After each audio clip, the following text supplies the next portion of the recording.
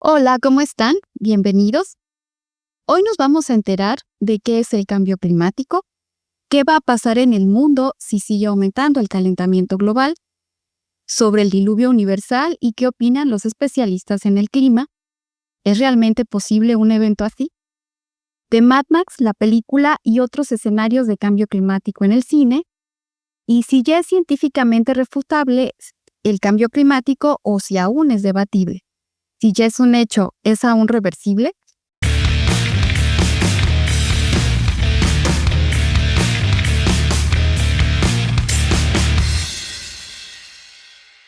Para respondernos estas preguntas y otras, hoy nos acompaña Carlos Manuel Welch Rodríguez, doctorado en Ciencias Ambientales en Barcelona, España, con estancia postdoctoral en el Centro Nacional de Investigación Atmosférica de Estados Unidos de América y experto en cambio climático, que es el tema que abordaremos hoy.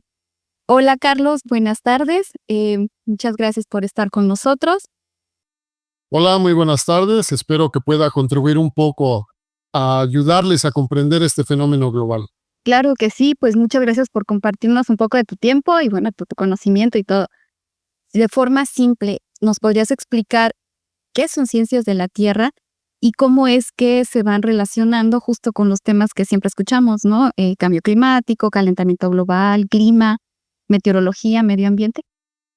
Sí, pues aunque suene curioso, quizás anterior a las ciencias de la Tierra como tal está la meteorología, porque de hecho la palabra meteorología viene de meteoro y de Aristóteles es quien surge el primer tratado de la meteorología, que eran todos los fenómenos que ocurrían en la atmósfera y a los cuales no había una explicación científica técnica clara en aquel momento, ¿no? Entonces Aristóteles le llama meteorología al conjunto de fenómenos que se daban en la atmósfera. Bien. Más recientemente, una vez que se hace este diseño estructural de la geografía y a partir de ella, pues el estudio de los otros fenómenos que se dan en la Tierra, pues es como surgen las ciencias de la Tierra, particularmente señalando pues el estudio de la sismología, la vulcanología, la hidrología, y la geografía misma entra en este apartado particular, ¿no? Entonces, ese conjunto de disciplinas que utilizan el método científico para estudiar lo que pasa directamente en nuestro planeta. Ah, perfecto. Y por ejemplo, bueno, de ciencias de la Tierra se fueron como uniendo varias ciencias, ¿no? Y se dio lo de ciencias de la Tierra. Sí, así es decir, es un conjunto de ciencias que de manera individual se encargan, por ejemplo, en la parte geológica, ¿no? Las rocas, la estructura de la Tierra, el núcleo de la Tierra, ¿no? La geología, la parte de la sismología, cómo se mueven las estructuras en el suelo y en el subsuelo y cómo eso genera los sismos que ahora estudiamos. Claro. La vulcanología, la forma, la estructura, el tamaño, las erupciones de los volcanes. En lo que yo me dedico, pues la climatología, ¿no? Sí. El estudio particular de las condiciones de la atmósfera para una región, para un tiempo determinado. Claro. La hidrología, ¿no? Cómo está el ciclo del agua envuelto en el escurrimiento del vital líquido en el planeta. Sí, todas estas son las ciencias de la Tierra y también está la edafología, que es el estudio del suelo mismo. Perfecto. Ok. Entonces, bueno, ahora sí que ya que me comentas esto, ¿cuál sería entonces la diferencia entre ciencias de la Tierra y las otras ciencias que también nos enseñan en la escuela, como ecología o paleontología, por ejemplo, o similares? Sí, bueno, aquellas están dentro de lo que se llama ciencias de la vida, ¿no? O las ciencias ambientales, Ok. como la biología misma que acabas de comentar, la ecología, ¿no? Y particularmente, pues es una visión muy pragmática de algunos científicos por querer tener el control, ¿no? De lo que es lo que se estudia. El objeto de estudio es lo que hace la diferencia.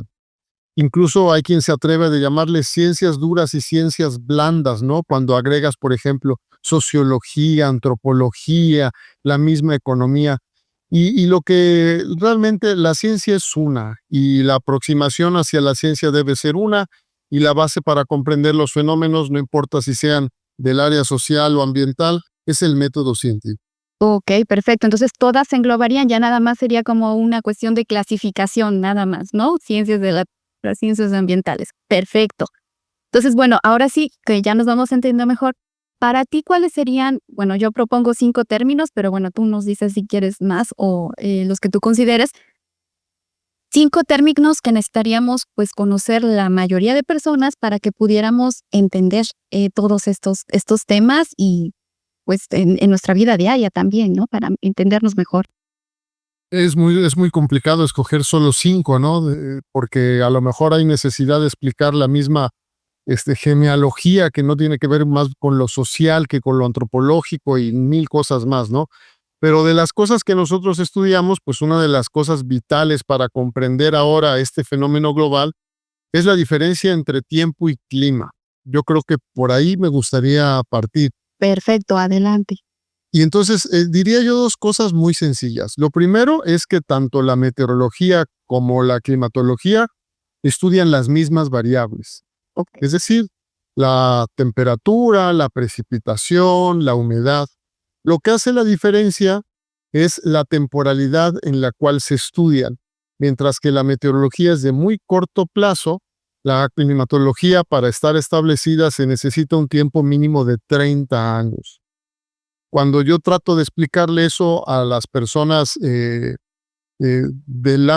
lengua hispana o de lengua castellana o español, se complica un poco porque no existe la palabra para diferenciarlo como existe, por ejemplo, en las lenguas germánicas o en el inglés mismo, ¿no? Que hay una palabra para clima y una diferente para tiempo meteorológico. En inglés es climate y weather.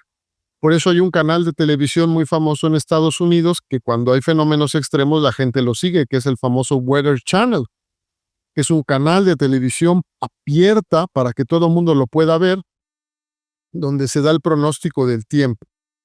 Pero no hay ningún Climate Channel, porque el clima son las condiciones para un periodo de 30 años. A los estudiantes universitarios, como a los de preparatoria o a los de secundaria, yo les digo que es muy sencillo. El clima es todo el guardarropa que tienen en su casa o lo que tienen en su ropero para ponerse. Y el tiempo es lo que deciden ponerse para ese día que van a salir a la calle. Si logramos comprender eso, finalmente el guardarropa es eso, es un guardarropa, es un conjunto de elementos con los cuales nos vestimos. Pero la diferencia es que el clima es todo lo que tenemos en el ropero y el tiempo lo que decidimos ponernos para salir a la calle. Entonces, un día nublado con probablemente lluvia, pues sales con una chaqueta porque te vas a mojar un poco, ¿no? Y un día de muchísimo calor, pues sales con una camisa polo de manga corta o una camiseta porque hace mucho calor y necesitas estar fresco. Entonces, ese sería el primer diferenciador entre clima y tiempo atmosférico. Y como ciencias, pues la climatología se encarga del estudio de estos fenómenos en largo aliento, mientras que la meteorología se encarga del estudio de esos fenómenos en tiempo muy corto, 24, 48, 72 y quizás poco más, ¿no? Es decir, una semana ya el pronóstico del tiempo es muy complicado que sea acertado. Perfecto. Y bueno, aquí me surge una pregunta. ¿Esto también tiene que ver, por ejemplo, también tiempo y clima, también está delimitado a regiones o es a nivel global o también tienen algunas delimitaciones de este tipo? El tema de la escala no está tan necesariamente acotado. Sin embargo, el clima se estudia a partir de la estación meteorológica ubicada en un sitio con una colección de datos de al menos 30 años. Y eso está establecido por un organismo internacional que es la Organización Meteorológica Mundial. No es a capricho de una persona, es decir, hay un conjunto de normas internacionales que determinan con precisión que la climatología de una región o de un lugar debe ser estudiada a partir de una colección de datos de al menos 30 años. Ok, perfecto. Bueno, pues esto sí ya nos va dando un panorama bien distinto porque tal vez por eso confundimos o hay una confusión con que cómo pueden predecir si nada más, bueno, como dices, tienen en meteorología tienen nada más un tiempo pues tan corto sus modelos, ¿no? De precisión, ¿no?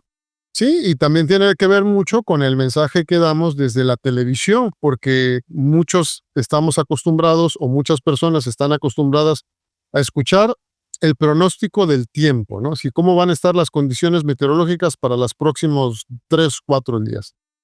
Sin embargo, la persona que sale en televisión o en radio le llaman la chica del clima, ¿no?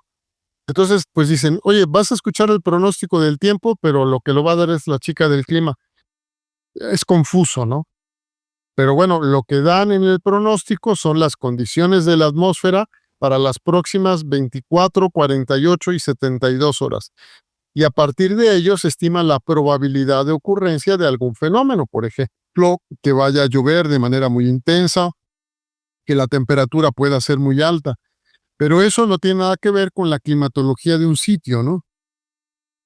Ok, y estos datos que van recolectando en meteorología son los que van haciendo después los datos para climatología o tienen todavía mucho más datos.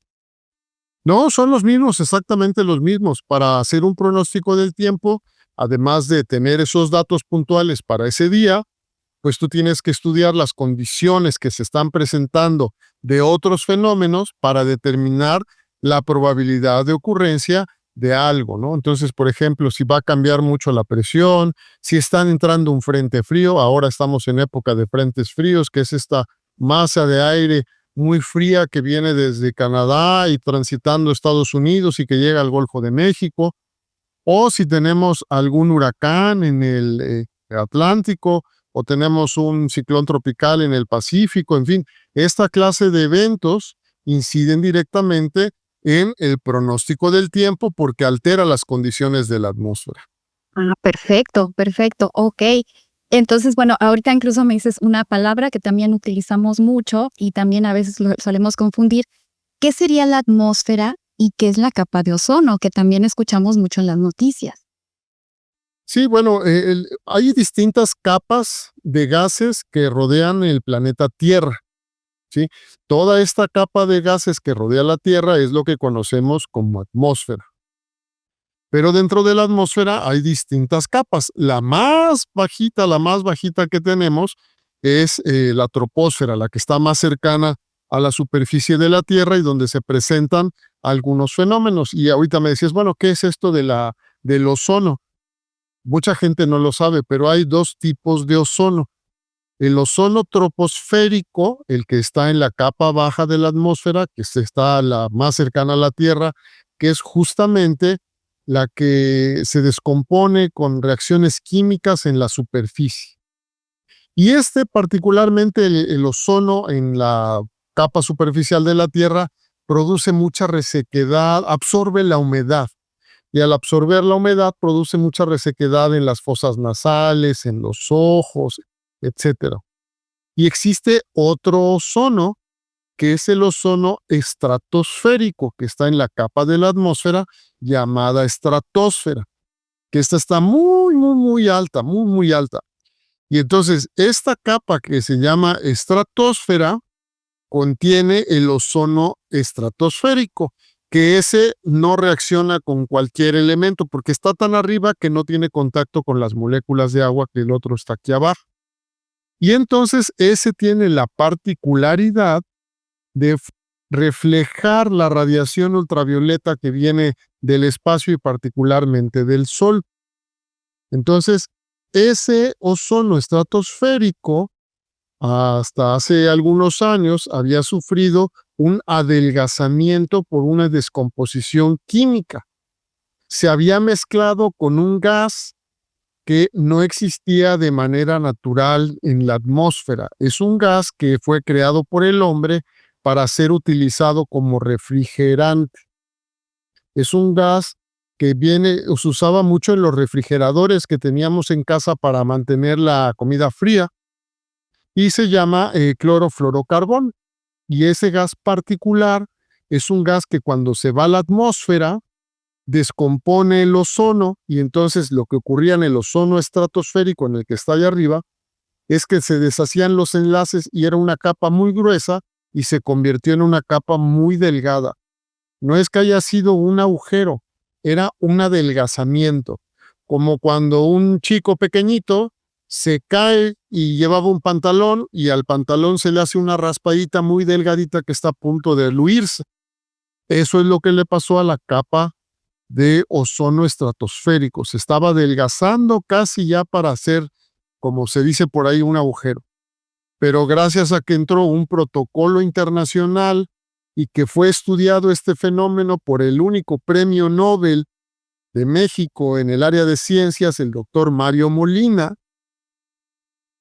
es que se logró acelerar un protocolo internacional que entró en vigor de inmediato, llamado Protocolo de Montreal. Y el Protocolo de Montreal prohibió de manera industrial y o doméstica el uso de estos compuestos químicos para enfriamiento o para pulverizar las partículas. Quizás estas juventudes no van a saber de qué estamos hablando, pero antes se usaban unos copetes así muy verticales y un cabello muy extraño que usaban sobre todo las damas, y para que eso ocurriera se necesitaba un material que pulverizaba el aire y que generaba ese compuesto. Y ese gas pues era un clorofluorocarbón que también estaba incluido, y gracias al protocolo de Montreal la industria dejó de utilizarlo y la capa de ozono empezó a recuperarse de manera natural. Ahora, si bien es cierto que hay un adelgazamiento, pues se ha ido recuperando a lo largo de los años. Ok, y este adelgazamiento sí fue bueno, en toda la Tierra, o fue también por zonas. ¿Estaba más delgada en algunas zonas? ¿Eso lo podían medir o se sabía? Sí, en el cono sur del planeta. Eso fue en el polo sur. Sí, recordemos que el planeta pues es una esfera no perfecta, y prácticamente ese adelgazamiento estaba ocurriendo en donde había más concentración de estos gases, que era en el polo sur. Ah, perfecto. Y bueno, ahorita que esto fue interesante, ¿a partir de qué fecha fue la entrada en vigor de estas leyes, perdón, y pues que se hizo? Es un protocolo. Los protocolos no son leyes, es como el protocolo de Kioto, ¿no? Es un conjunto de elementos normativos sugeridos por países, particularmente por Naciones Unidas, que para entrar en vigor deben ser aprobados por el 50% más uno de los países firmantes. Deben ser aprobados por el Ejecutivo y ratificados por el Poder Legislativo. Esa es la razón por que el protocolo de Kioto no logró entrar en vigor tan pronto, porque si bien es cierto que prácticamente todos los países lo firmaron, no todos los congresos lo ratificaron. Y eso hizo que tardara mucho tiempo en entrar en vigor el protocolo de Kioto, a diferencia del protocolo de Montreal, que había suficiente evidencia física, como les comentaba, ¿no? El premio Nobel Mario Molina y su profesor de doctorado, que sirvió de base para tener evidencia científica contundente y a partir de ello que entrara en vigor. Porque los protocolos no son vinculantes, no son leyes que todos los países deban acatar. Ok, y esto sí exacto, todo esto lo va retrasando, ¿no? Están supeditados a que el gobierno lo decida, ¿no? Es correcto, es correcto. En el caso, por ejemplo, del protocolo de Kioto, y regresando un poco al tema del calentamiento global, todo el mundo se decía que el dióxido de carbono era el elemento fundamental que estaba acelerando el calentamiento del planeta Tierra. Pero los argumentos que se utilizaban no necesariamente estaban asociados única y exclusivamente a la producción o generación, particularmente de dióxido de carbono o de dióxido de carbono equivalente. Y el otro concepto acuñado que retrasaba hablaba del desarrollo y decían, países como China, ¿por qué me estás queriendo poner medidas de mitigación para que ya no pueda yo aspirar a los niveles de desarrollo que tú tienes? ¿Cómo quieres reducir mi economía para que yo llegue a lo que tú tienes? Y ese argumento es por el cual algunos países no ratificaron en sus congresos el protocolo. Por eso es que prácticamente hasta el año 2000, cuando la Unión Soviética ya no existía, sino Rusia ratifica el protocolo de Kioto, lo firma y en ese momento se cumple el 50% más 1 para que entrara en vigor. Ah, perfecto. Y bueno, esto me dices que sí lograron revertir el daño, ¿no? Es que ya está un poquito más, otra vez más gruesa. ¿Llegó a su nivel normal o todavía tiene que seguir reparándose esta? Sí, todavía tiene que seguir reparándose y eso es de manera natural. El hombre a esa altura, en la estratosfera, difícilmente puede interactuar para revertir el daño que está causando. O sea, hay situaciones que son difíciles de manejar porque están más allá de las condiciones humanas para revertirlas. Y bueno, ¿y qué hubiera pasado si no se hubiera revertido esta situación o incluso hubiera adelgazado aún más o en más zonas esta capa? En términos estrictamente de salud, hubiesen incrementado de manera exponencial los cáncer asociados a la radiación, es decir, el cáncer de piel. O sea, es un tema de salud global que hubiese incidido en un incremento exponencial, ¿no? De los casos de cáncer de piel, por ejemplo. Okey, perfecto. Y bueno, ahora sí, esto ahorita que nos mencionas esto relacionado a los protocolos y con el cambio climático, pues, para empezar a entender mejor, ¿nos podrías decir brevemente qué es cambio climático y si es lo mismo que calentamiento global? Sí, claro. Bueno, el cambio climático es el cambio de estas condiciones medias de la atmósfera para ese periodo de 30 años. Entonces, lo que hablamos es los datos de 30 años, por ejemplo, de la ciudad de Jalapa, y se utiliza como base los 30 años de 1960 a 1990. Y entonces, para esos 30 años, sacas un promedio de temperatura máxima, temperatura mínima, y ya tienes la temperatura media de la ciudad de Jalapa. Y lo mismo ocurre para la precipitación, y con eso tienes un elemento fundamental que le llamamos climograma. Ahora se analiza los datos actuales de temperatura comparados con esos datos promedios de 60-90 y se ha encontrado una variación de temperatura. Y eso ayuda para construir si la temperatura media con la que se está comparando ha aumentado o ha disminuido. Y a eso encontramos para algunos lugares calentamiento, que para la ciudad de Jalapa, comparada con los datos de 1960 a 1999, es prácticamente 2 grados. Es decir, que estamos 2 grados por encima de la temperatura media que existía para las normales de 1990, de 1960 a 1990. 2 grados por encima de la temperatura para la ciudad de Jalapa. Cosas que a lo mejor la gente no sabe. De hecho, leyendo a Alexander von Humboldt, que probablemente algunos saben, es un naturalista alemán que cruzó del Pacífico al Golfo de México y que particularmente visitó las dos montañas de Veracruz, el Pico y el Cofre, hizo una estancia breve por Jalapa. Y él describe a Jalapa como un sitio idílico con variación de temperatura, pero que está permanentemente abrazado por la neblina. Y eso ya es algo que prácticamente los jalapeños del año 2000 no conocen.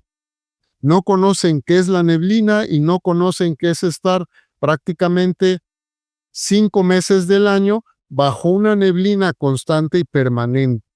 En aquellos años en lo que pasó Alexander von Humboldt por el centro de la ciudad de Jalapa, decía que estaba abrazado por una neblina prácticamente londinense, algo extraordinario.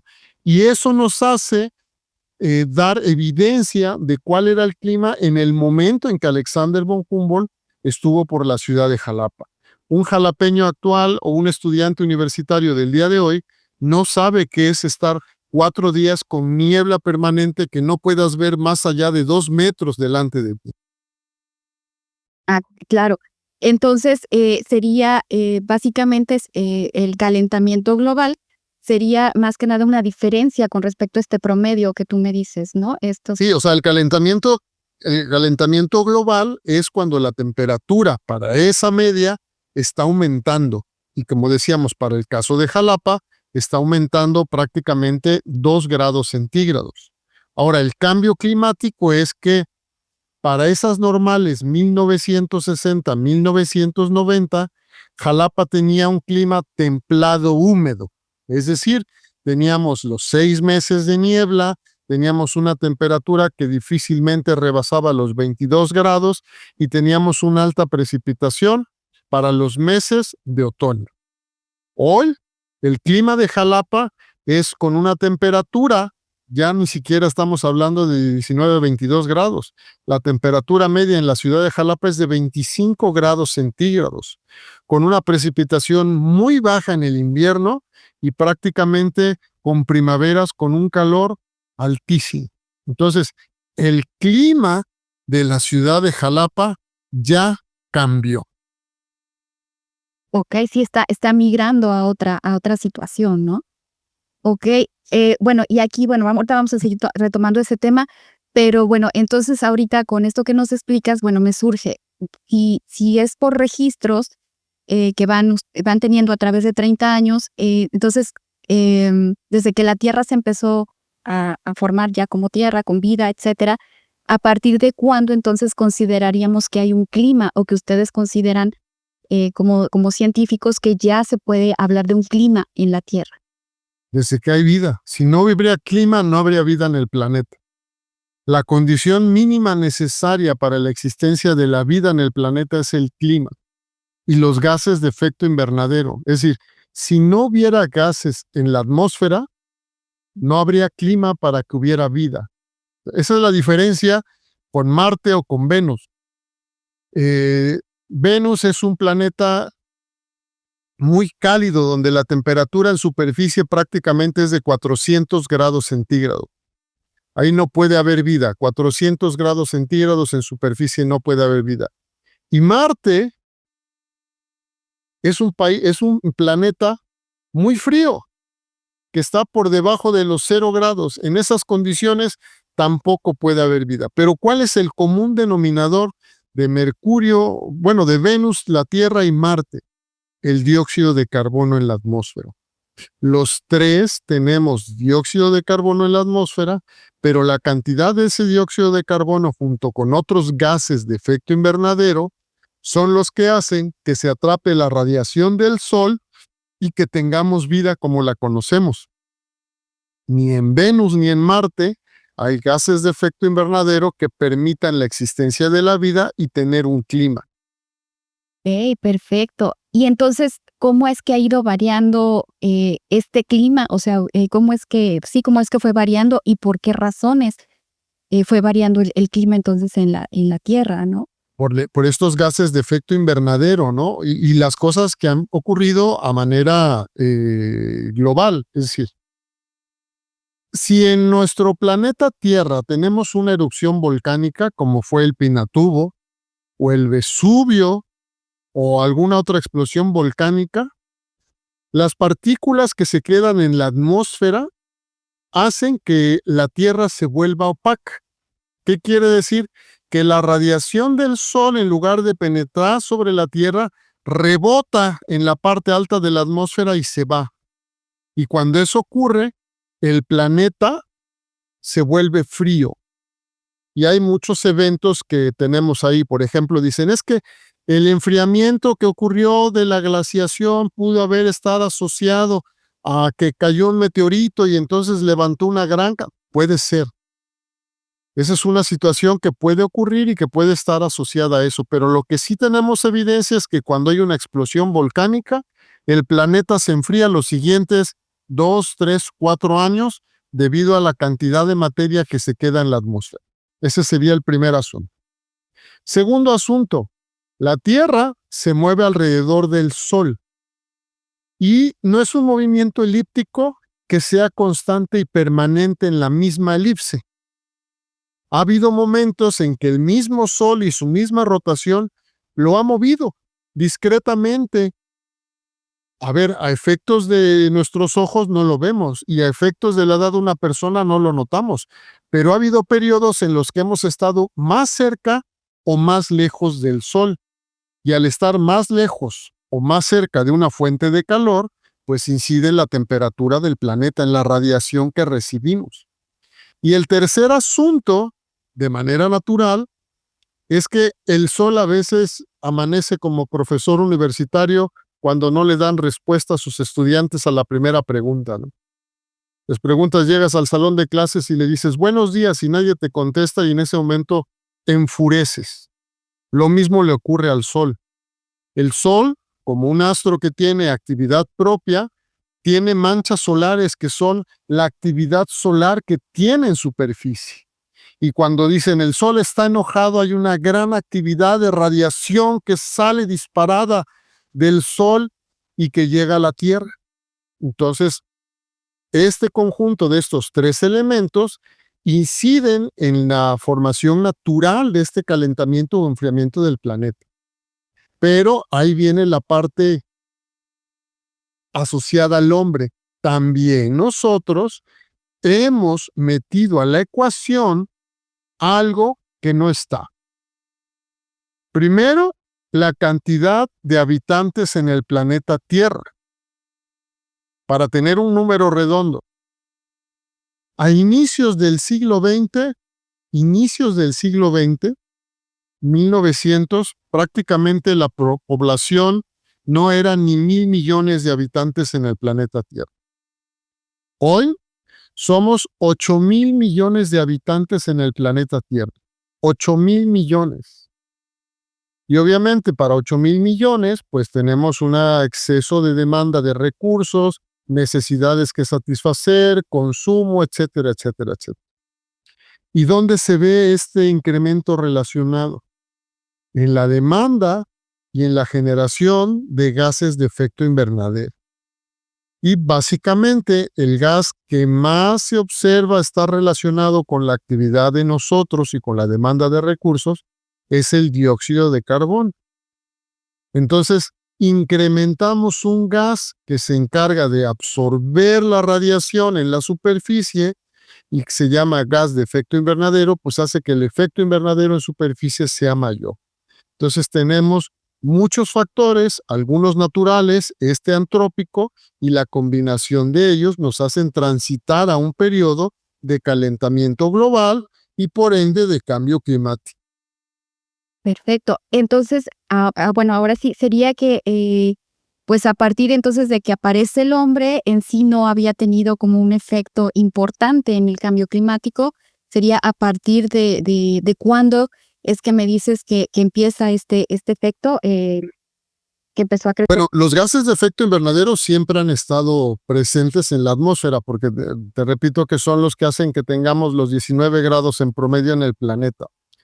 Pero quizás para la segunda mitad del siglo XX, después de la Segunda Guerra Mundial, donde pues pasamos a ser 2,000 millones de habitantes y de 2,000 a 8,000 millones es un crecimiento exponencial bárbaro.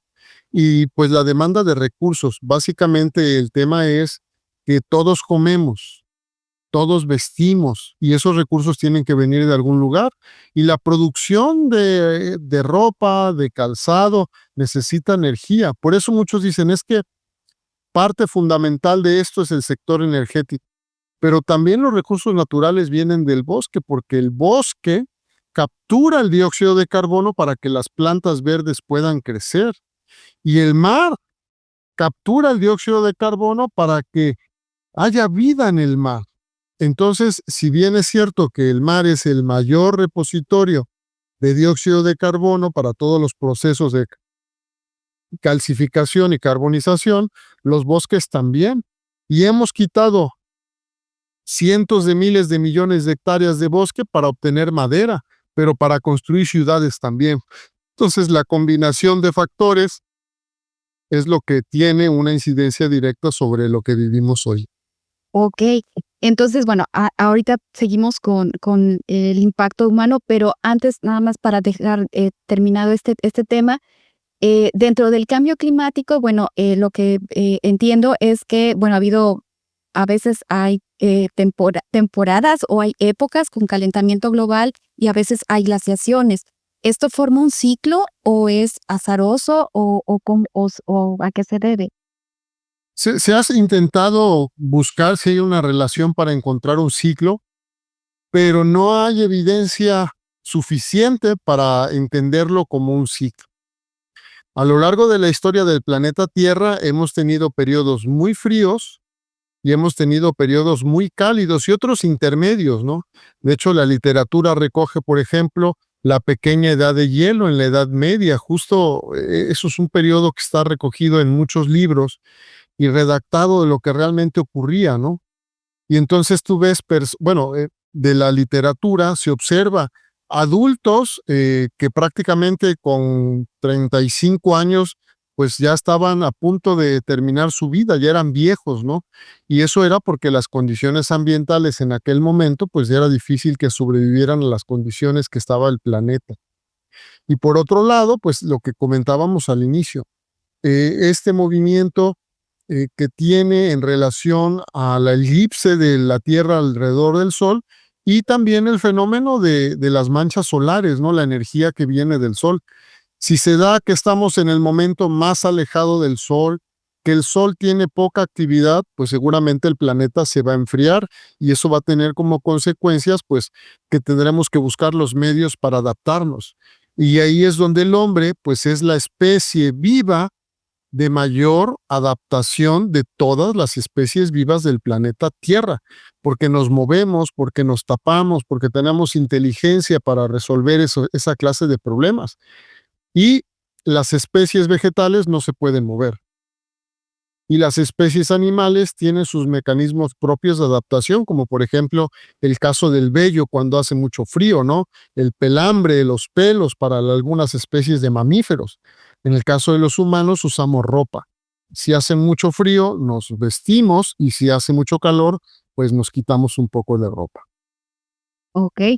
Sí, claro. Entonces, digamos que hemos tenido la ventaja que nos adaptamos más rápido y los animales y la naturaleza en sí se adaptan más lento, ¿no? Así es, digámoslo de una manera, el concepto de adaptación viene de las ciencias biológicas justamente, donde se observa que hay especies que se adaptan a las condiciones nuevas de hábitat, ¿no? Y de repente aparecen en hábitats nuevos colonizando, y nosotros nos movemos. Es decir, el hombre como especie lo encontramos desde Alaska hasta el Polo Sur, pasando por el Ecuador. En cambio, no tenemos mariposa monarca, por ejemplo, viviendo en los Andes, en Chile. Ok, perfecto. Entonces, bueno, a ver si hay un término, creo que está relacionado. ¿Qué es el antropoceno? Se oye todavía mucho en las noticias. eh, Se oyó mucho que el antropoceno, hubo un debate acerca de él y también se dijo que ya está descartado. Entonces, ¿nos podrías explicar un poco más de esto y si está relacionado con eso que estamos hablando? Sí, está relacionado porque justo lo que decíamos, ¿no? La Tierra ha tenido en la historia y en la evolución del planeta Tierra este conjunto de eras en edad geológica de cientos de miles de años, ¿no? Y entonces cuando salieron los primeros elementos de vida, ¿no? Cuando el hombre aparece, ya es el Holoceno, pero estas fuerzas naturales que han ido transformando la superficie y las especies en superficie del planeta Tierra ha sido una fuerza natural. Y se dice, o hubo algún grupo de sociólogos ambientales que estructuraron un discurso muy sólido diciendo que la transformación que estaba sufriendo el planeta Tierra a consecuencia de la actividad humana podía ser denominada antropoceno, porque tenía el mismo efecto de una edad geológica. Sí, justo decían, es que cuando había la Pangea y la Tierra se estaban uniendo y los continentes se separaban, ese mismo efecto es lo que hacemos los humanos cuando devastamos la mitad del Amazonas o cuando estamos cambiando las condiciones, ¿no? De hecho, el antropoceno daba pie a la discusión de lo que era el cambio ambiental global, ¿no? Cambio ambiental global generado por el hombre. Y entonces decían, si la Tierra está cambiando en esta misma escala casi de orden geológico, es consecuencia de la actividad humana. Y todavía hay investigadores que sostienen la tesis de que estamos en el antropoceno. Y hay otros que dicen que no puede ser catalogada así porque no es una fuerza natural como la edad geológica de una glaciación que se dio en enfriamiento en el planeta Tierra de manera natural. Pero la fuerza, el impacto es brutal lo que hacemos sobre el planeta Tierra. Entonces, básicamente es una discusión entre teorías, ¿no? Y qué teoría tal vez tenga o aporte más evidencia. Sí, sí, básicamente sigue manteniéndose la discusión, ¿no? Y esto de que fue descartado, bueno, ¿quién la descartó o cómo es que hay un consenso, pues sí, en estas ciencias? ¿Cómo se llega a un Pues consenso? yo no he escuchado el tema de que ya haya un consenso para descartarlo, ¿no? Yo todavía lo sigo escuchando de vez en cuando. Hay un video en YouTube que es muy básico sobre el antropoceno y cómo se va a través de la historia, que es muy lindo, está muy bien hecho, pero yo no he escuchado, al menos en el ambiente en el que yo me muevo, que es un poco de la climatología del cambio climático, que ya se haya descartado per se totalmente el concepto del antropoceno, porque la fuerza, el driving force que es el hombre en el planeta Tierra, va a seguir generando estragos. Okey, perfecto. Entonces, no es un tema más tal vez de medios de comunicación, ¿no? Sí, sí, es que de fondo es epistemológico, ¿no? Es más allá de la estructura científica y tendrá que ser debatido y comprobado. Y por eso te decía, ¿no? Ahora mucho se habla o mucho se dice del cambio ambiental global, ¿no? Y entonces sí, es cierto, la Tierra está cambiando y hay fenómenos que son de escala global que están siendo terribles, como en el ciclo del nitrógeno, el ciclo del fósforo, el mismo calentamiento global, y no son los únicos. Okey, bueno, aquí, bueno, entonces, cambio global sería es un nuevo término donde ya abarcaría, pues, todo el planeta. Sí, nuevo, nuevo no lo es, estamos hablando de finales de los noventas, y el cambio global, pues se tiene que ver con estos fenómenos de escala planetaria. Okey, perfecto. Sí, ya no estaríamos hablando nada más por regiones, sino ya estaría afectando a todos, ¿no? Es correcto. Okey, entonces, bueno, con respecto a esto, tengo entendido que la huella de carbono, que también se escucha mucho en medios de comunicación, es una forma de medir este impacto ambiental que nosotros como seres humanos, hacemos, ¿no?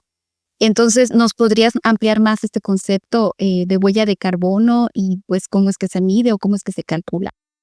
Sí, la huella de carbono es estimar las emisiones de dióxido de carbono equivalente a partir de las actividades humanas cotidianas que tenemos.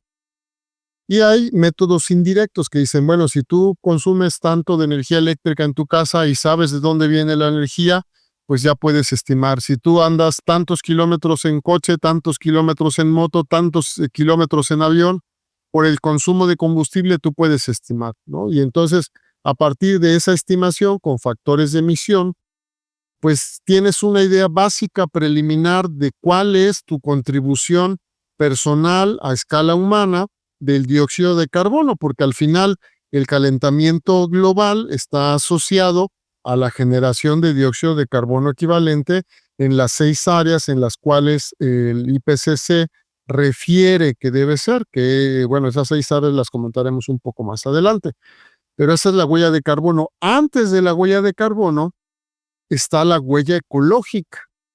La huella ecológica es un proceso metodológico también de estimación que fue desarrollado por William Rees y Matthew Wackernagel en la tesis doctoral de Matthew Wackernagel para relacionar los patrones de consumo de una persona promedio y a partir de ello saber cuántas hectáreas de tierra fértil se necesita para producir los satisfactores de esa persona y satisfactores en todos los ámbitos, ¿no? Desde energía hasta ropa, alimentación, todo. Y entonces decía cuánto es la tierra disponible del planeta, quitando el mar, quitando las montañas, quitando los glaciares, que quedaban disponibles por persona y además lo comparaba con todos los habitantes de un país o de una región. Y a esa se llama huella ecológica. Y la respuesta es en hectáreas, mientras que la huella de carbono es asociada a la actividad para generación de dióxido de carbono equivalente. Pero de la combinación de las dos, tienes cuánta tierra es disponible en el planeta Tierra para vivir como tú vives, y del otro, cuántas emisiones tienen para generar el calentamiento que estás viviendo. Entonces, de la combinación de los dos, tienes realmente pues una pequeña radiografía clínica de cuál es tu contribución a este fenómeno global. Y bueno, visto así suena complejo. ¿Hay calculadoras o hay algunas herramientas que pudiéramos consultar para, pues, al menos hacer un Claro, ejercicio? para el caso de huella ecológica, se llama la página web Earthday, earthday.org, y Ecological Footprint, también en cualquiera de las dos está, y lo que hay que ver es que sea del autor original, de Mattis Wackernagel, porque ahí hay 2 o 3 que son bastante fáciles de usar, pero que no reflejan realmente la superficie planetaria. Y para el caso de la huella de carbono, también hay varias. La que yo normalmente sugiero que utilicen es la huella de carbono de las Islas Baleares en España, porque es muy interactiva y te meten en una casa, que es una casa promedio. Entonces vas caminando en la casa, vas encontrando los satisfactores que tienes en casa, en una casa modelo o una casa típica, pero con los satisfactores que todos tenemos: refrigerador, apagadores de luz, etcétera, etcétera, ¿no? En algunos casos televisores. Y el que sea interactiva ayuda mucho a que tengas una inmersión sobre lo que estás haciendo. Y si no se puede la de la huella ecológica de las Islas Baleares, también está la de la huella de carbono de mexicanos por el clima. Perfecto, eso los vamos a dejar también por acá anotados. Okey, entonces, bueno, bajo esto, que realmente es un impacto tremendo todo lo que hacemos, como seres humanos, ¿hay algunas medidas que entonces recomiende, pues, la ciencia para que nosotros como seres humanos, pues sí, reduzcamos nuestro impacto en el cambio climático? Sí, claro, una de las actividades fundamentales es reconocer dónde estamos, ¿no? El principio de acción está en saber que estás generando un daño, que esa es la parte más complicada de cualquier proceso de toma de decisiones, como las personas que beben o las personas que ejercen violencia, etcétera, etcétera, ¿no? Lo más difícil es reconocer que se tiene un problema y que hay la necesidad de actuar. En segundo lugar, es ver las opciones de mercado. Ahí es donde también tenemos un gran problema, porque no hay opciones de mercado que puedan ser asequibles para todos. Y obviamente, pues lo que los gobiernos y el municipio y las entidades hacen. Ese es el asunto, ¿no? Lo que hacemos a escala humana, personal e individual, más lo que los gobiernos ponen al alcance de todos y las mismas empresas.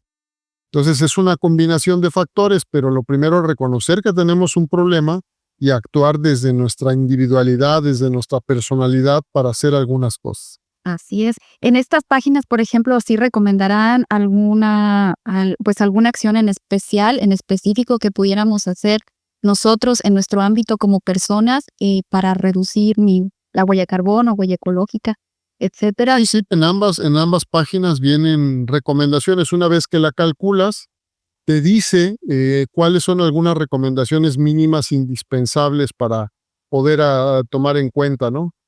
Y que van más allá de lo que se puede hacer a nivel individual, porque te comentaba, ¿no? Muchas veces lo complicado es en estos procesos globales y municipales donde el hombre no tiene mucho poder de decisión, saber qué puedes hacer. O sea, por ejemplo, en el caso del transporte público, yo siempre lo pongo como el ejemplo más fácil de entender.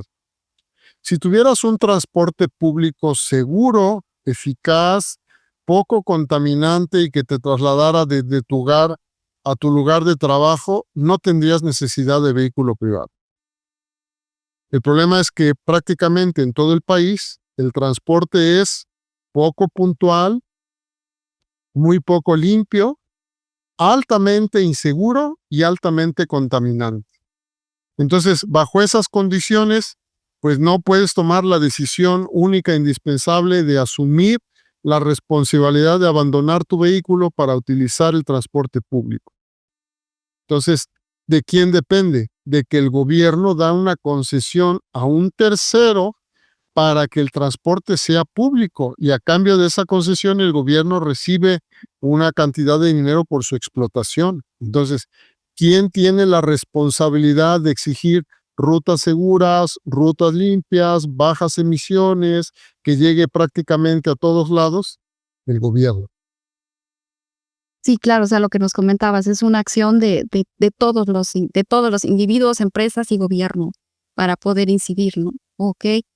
Entonces, bueno, ahora siguiendo con este tema, nos mencionas que, bueno, el cambio climático y el calentamiento global, bueno, están relacionados, pero no es lo mismo. Entonces, ¿a partir de qué temperatura se consideraría calentamiento global? Y, ¿o por qué se le comenzó a decir así, o cuándo se le comenzó a decir así, para diferenciarlos? No hay un umbral para que te digamos, a partir de tal temperatura, porque no es lo mismo Helsinki que Manaus, que Marsella. Justo hace unos días platicábamos con los estudiantes del curso de meteorología que dicto en la Universidad Veracruzana, si sería el mismo clima en Helsinki que en Manaus alguna vez. Entonces, veían Manaus en Filipinas y se daban cuenta que ahí la temperatura promedio a lo largo del año, de enero a diciembre, en promedio, en el mes más frío es 31 grados. En el mes más cálido es 32 grados. Y solo varía 1 grado, prácticamente nada. Pero en Helsinki, la temperatura del mes más frío es -5 y del mes más cálido es 15. Por lo tanto, la variación de temperatura es 20 grados, de -5 a 15. Entonces, la variación de Manao es esto y la variación de Helsinki es esto. Pero Helsinki es muchísimo más frío que Manao. Es la mitad de temperatura que Manao. Pero si lo que estamos observando ahora es que la temperatura mínima de Helsinki ya no es -5 grados. Comparado con la climatología 60-90, la temperatura mínima de Helsinki son 0 grados. Es decir, que en un periodo de prácticamente 40 años, la temperatura mínima pasó de -5 a 0. Por lo tanto, Helsinki se está calentando. Pero en Manaos ha mantenido prácticamente los 32 grados centígrados. Ahí no se observa un calentamiento. Entonces, con esto queremos decir que los efectos del calentamiento global son diferenciados y no son homogéneos. Cada lugar va a tener un impacto diferente y no va a ser igual por latitud, por condición económica, por condición ambiental. Es decir, que hay muchos factores que van a incidir en el efecto que va a tener. Entonces, no es lo mismo lo que va a pasar en Jalapa que lo que va a pasar en Las Vigas de Ramírez, que lo que va a pasar en Puebla. Sí, claro, exacto. Entonces, sí, por eso es que es tan complejo, tal vez, cuando se dan las noticias o cuando se difunde la información, pues dar como información tan concreta, que a veces es lo que pretende la gente, ¿no? ¿Qué me va a pasar a mí aquí? Exacto, quieren saber con precisión qué y cómo y dónde, y no tenemos esa capacidad para brindárselas, ¿no? Por ejemplo, cosas que hemos intentado hacer para ayudar a algunos sectores económicos sensibles. Entonces, hace algunos años, los productores de naranja en Veracruz, de la zona de Martínez de la Torre, querían saber cuál era el peligro que iban a enfrentar ante el cambio climático. Y decíamos, bueno, pues es que a lo mejor se calienta y a lo mejor, dicen, es que ya no quiero que me digan a lo mejor, quiero que me digan con precisión a qué nos vamos a enfrentar. Entonces, observamos que lo más difícil de hacer es explicar la incertidumbre. La incertidumbre es ese espacio en porcentaje de que algo pueda ocurrir o pueda no ocurrir. Que en el caso del calentamiento, la incertidumbre puede llegar a ser del 40 o del 50%, es decir, que puede llegar a ocurrir o puede no llegar a ocurrir. Y entonces eso es muy complicado cuando un sector económico que depende de la producción de algún vital elemento lo necesita, ¿no? Entonces es muy complicado, pero les ayudamos a entender cuáles eran las cosas que afectaban directamente en ese momento a la producción y a partir de ello establecer medidas a futuro. Para el caso de la naranja de Veracruz, se sabe que dependían de la cantidad de agua que se presentaba asociada a los frentes fríos. Es decir, que la cantidad de lluvia que dejan los frentes fríos que entran prácticamente de octubre a enero en la zona de la vertiente oriental del Golfo de México, particularmente en la sierra de Martínez de la Torre hacia arriba, es el agua que modulaba la calidad y la producción de naranja.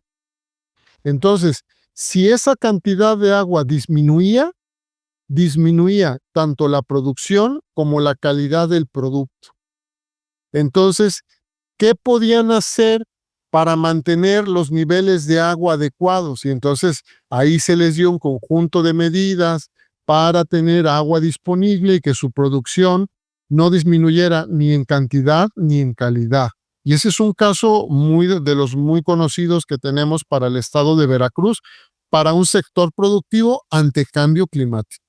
Ok. Entonces también aquí sería la gran importancia que es de que haya gente preparada científicamente en estos aspectos y no solamente para difundir ciencia, sino en cosas muy prácticas como sería pues las empresas. Sí, por supuesto. Es una gran necesidad que la gente sepa.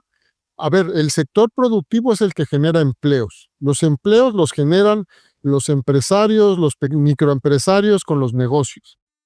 Y ahora, por ejemplo, en Estados Unidos hay una demanda altísima de meteorólogos en el sector de la venta.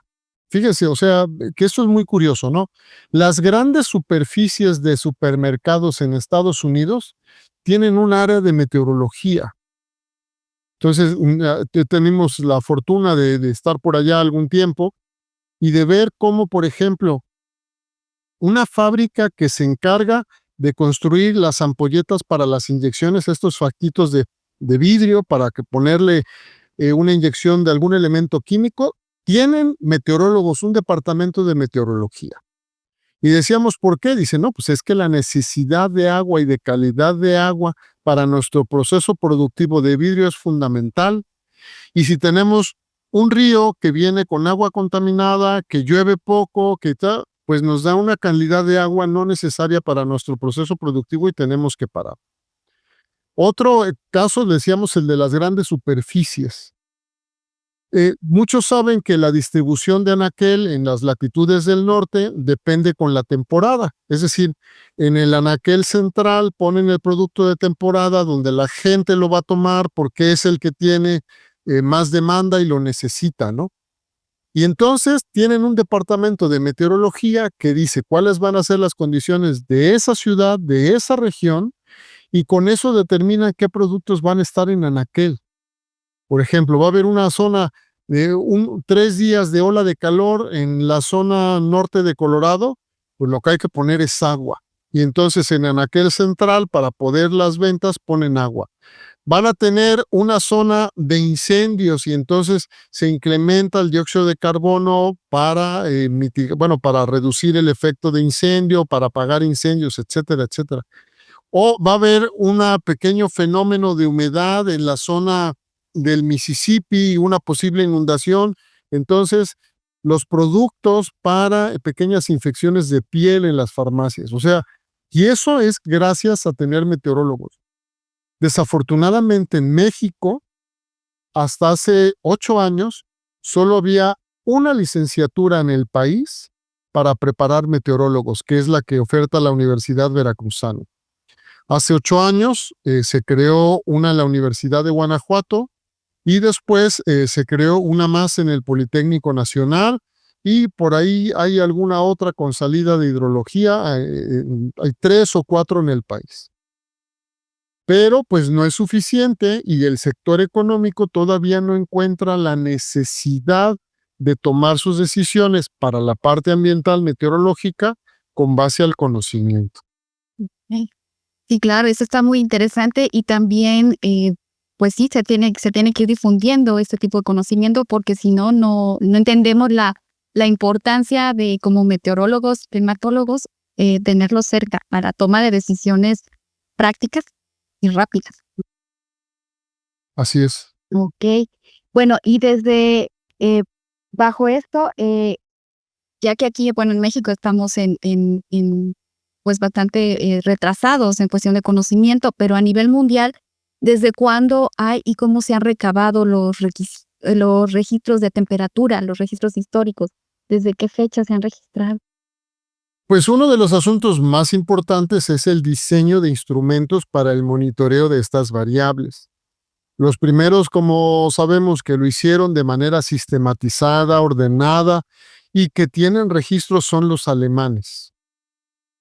Entonces, los termómetros originales para medir la temperatura corpórea como una reacción fisiológica del binomio salud-enfermedad fueron los alemanes. Y a partir de ello empezaron a generarse los termómetros ambientales.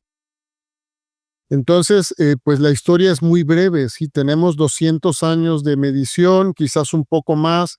Hay un sitio en Alemania, Hohenweisenberg, que tiene los registros más antiguos, ¿no? Con instrumentos muy precisos. Curiosamente, algunos se pierden, se cambian de lugares. Afortunadamente, en el día de hoy hay una norma internacional para el establecimiento de las estaciones de monitoreo meteorológico y que está referida a la norma oficial mexicana, es decir, la Organización Meteorológica Mundial a nivel internacional genera la norma, México la toma y genera la norma oficial mexicana y con eso operan nuestros observatorios meteorológicos en el país. Veracruz hasta hace 18 años tenía 240 estaciones meteorológicas a lo largo y ancho de todo el estado de Veracruz.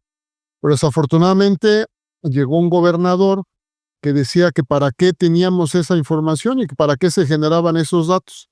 Y de 280 solo quedaron las de origen federal, las que pertenecen al Servicio Meteorológico Nacional, que no pasan de ser 70, 80 en todo el estado de Veracruz.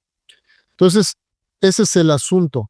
La autoridad que tiene la atribución para el manejo de la información meteorológica en nuestro país es el Servicio Meteorológico Nacional, que es un organismo que se encuentra en la Comisión Nacional del Agua, y la Comisión Nacional del Agua se encuentra justo dentro de la Secretaría de Medio Ambiente y Recursos Naturales. Entonces, como están sectorizados a esta secretaría, pues depende mucho de los recursos para poder avanzar. Sí, claro, aquí en México, ¿a partir de cuándo se empezaron a hacer estos registros? En México hay registros meteorológicos desde la Comisión Exploradora Geográfica, principios del siglo XX. Sí, pues sí, llevamos un poquito menos que los alemanes. Eh, bueno, con respecto a, bueno, sobre esto del cambio climático me estás comentando, leí que es una noticia, leí que el grupo intergubernamental de expertos sobre cambio climático recomendaban no aumentar la temperatura global más de 1.5 grados centígrados y que esto ya se había rebasado en el 2024 y bueno, de aquí pues me surgen algunas dudas. Bueno, primero, ¿quién es este grupo intergubernamental? Eh, y bueno, pues si esto es verdad o no es verdad. Sí, bueno, las Naciones Unidas tiene muchas áreas y una de ellas es el Programa de Naciones Unidas para Medio Ambiente. Dentro del Programa de Naciones Unidas para el Medio Ambiente se presentó, muy probablemente algunos recordarán, la famosa Cumbre de la Tierra en Río de Janeiro. Y en esta Cumbre de la Tierra en Río de Janeiro se buscó que hubiera un área responsable y dedicada para estudiar los fenómenos del calentamiento global, que justamente tarde, un tiempo después, derivó en el Protocolo de Kioto. Pero bueno, el tema es que las Naciones Unidas invita a que los países miembros nominen un conjunto de expertos para participar de este panel de expertos de Naciones Unidas para encontrar la evidencia científica de lo que está ocurriendo. Entonces, cada país lanza su convocatoria y nominan a 1, 2, 10 científicos de cada país para que participen. Son 2,000 los que son miembros del panel intergubernamental de cambio climático. Entonces, en México, la convocatoria no la saca la Secretaría de Medio Ambiente y Recursos Naturales. La convocatoria la saca la Secretaría de Economía. Es algo muy extraño que nunca hemos acabado de comprender. Y entonces la Secretaría de Economía lanza una convocatoria, el Instituto Nacional de Ecología y Cambio Climático la replica y pues se presentan los candidatos, se manda la documentación, un grupo nacional lo revisa y dice este sí, este no, y ese se manda como representantes a Naciones Unidas. Una vez que están los 2,000, se dividen en 3 grupos de acción. El grupo de las bases físicas, que se encarga de estudiar la atribución del cambio climático, ¿es cierto, no es cierto? ¿Cómo está ocurriendo? ¿Dónde está ocurriendo? El de adaptación al cambio climático, que es el responsable de estudiar cómo están afectando tanto los ecosistemas como la parte humana y cuál es la reacción de esto. Y el de mitigación al cambio climático.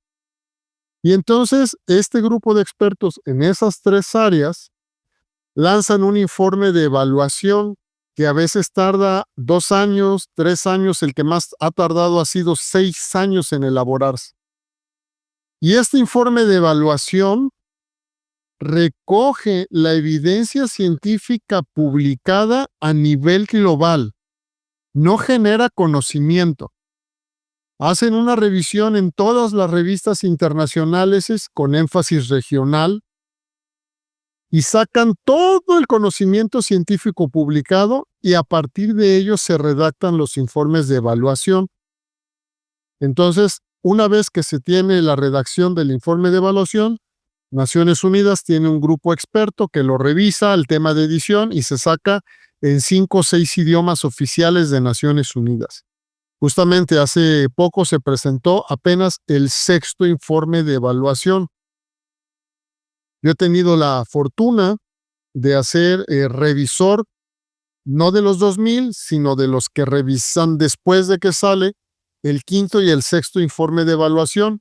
El primero me tocó hacer la revisión de la parte física de la atribución y de la mitigación, y en este último, solo de la atribución. Y entonces nosotros revisamos que las afirmaciones que se presentan en el texto pueden ser verificables y que hay suficiente evidencia científica para sustentar la evidencia. Y entonces de ahí se toma aquello que comentaba yo hace rato, de que los impactos no son homogéneos. No es lo mismo que le va a pasar a una isla que tenemos en el sur del Pacífico que a una isla del Caribe. Entonces, esta clase de situaciones son las que condicionan los resultados, que se presentan. Ok. Entonces, bueno, esto, de aquí es de que nace esta recomendación de que a nivel global no se aumentara este 1.5. Y bueno, en este caso, pues esto que ya se rebasó, ¿qué efectos en sí está teniendo, aunque no sea homogéneo este impacto? Pero bueno, ya está teniendo estos efectos y cuáles podría tener en el futuro. Sí, justo en este 6º informe, si leemos el primer informe, decía que había evidencia, pero todavía no era atribuible a. En el 6º informe de evaluación ya se habla de que hay suficiente evidencia de que el hombre está exacerbando el calentamiento, ¿no? Y se dice que con el 90% de confianza, solo un 10% de incertidumbre, la actividad humana incide en este calentamiento. ¿Y por qué se habla de esos 2 grados? Se habla de los 2 grados porque en promedio para algunos lugares ya se alcanzó esos 2 grados en la temperatura media comparado a lo que teníamos en 60-90. y ya representa un peligro. Yo lo pongo en términos muy sencillos. Una persona que tiene 36,6 tiene inicio de febrícula y a lo mejor significa que comió algo que no le sentó muy bien, que bebió muy rápido una bebida fría o que a lo mejor le picó un mosquito y tuvo una reacción alérgica, etcétera, etcétera. Pero una persona que llega con 37,9 o con 38 grados es una persona que tiene fiebre y que su organismo ya está sufriendo por un proceso de reacción grave, que puede ser pancreatitis, una infección grave, dengue, etcétera, etcétera. Entonces ya necesita una acción inmediata. La Tierra es exactamente lo mismo. Vamos a hablar, por ejemplo, de los arrecifes de coral. El coral necesita tener una temperatura de 24, 25 grados para poder estar en su condición normal, porque es un organismo vivo. ¿Qué pasa cuando la temperatura aumenta a 30 grados? Va a morir. No lo resiste, muere. Otro ejemplo muy sencillo con el que hemos trabajado mucho es el tema de los mosquitos. Los mosquitos inhiben su actividad, dejan de moverse y dejan de estar dando lata cuando la temperatura desciende a los 5 grados centígrados. Es más, de 8 grados centígrados ya se inhibe y se queda quietecito y no va a hacer nada. Pero si la temperatura no baja de los 8 grados centígrados, va a estar moviéndose con una dinámica permanente y todo el tiempo. Y lo que hemos notado que en lugares como Jalapa, las noches se han vuelto más cálidas y los días más cálidos. Por lo tanto, estos insectos no inhiben su actividad, sino continúan permanentemente. Si eso lo trasladamos a especies forestales, a especies de orquídeas, a especies de otras, pues lo que observamos es que 1 grado centígrado significa la diferencia entre la vida y la muerte de una especie. A nosotros como seres humanos podemos estar desde lo menos 5 grados sin ningún problema hasta los 45 grados centígrados sin ningún problema. Pero, por ejemplo, una orquídea, no. El maíz, no. Un coral, no. Un panda, no. Un león, no. Y así podríamos irnos por especies y encontrar que 2 grados de temperatura pone en peligro la existencia del ecosistema en pleno, porque la cadena se rompe cuando uno de estos elementos falta. Ok, entonces, bueno, aquí, por ejemplo, los negacionistas del cambio climático, desgraciadamente, bueno, existen, pues sí, opinan, tienen dentro de sus argumentaciones que justo, ¿no? Si la temperatura aumenta 2 o 3 grados o 4 o 5, pues que esto es irrelevante. ¿Cuál sería el efecto, tal vez el escenario más catastrófico si es que aumentara, tal vez en 3 grados o 4 grados, o no sé si existe alguna clasificación de escenarios, de efectos que te manejen? No hay una clasificación, pero vamos a ponerlo en términos muy sencillos. 3/4 partes del planeta están cubiertos por agua y la temperatura superficial del agua está incrementándose. Cuando nosotros fuimos a la secundaria, nos decían que todo fluido, cuando aumenta la temperatura, aumenta su volumen. Y nos la teníamos que creer. O sea, no era, ¿no? O sea, por fe decías, bueno, pues sí. Entonces lo que hacían era pues poner la famosa olla a hervir agua y cuando se calentaba veías que la parte de arriba de la tapa se movía. Entonces estaba incrementando, se estaba vaporizando y aumentaba su volumen. ¿Qué le pasará al mar, a los océanos, si se incrementan 2 grados centígrados?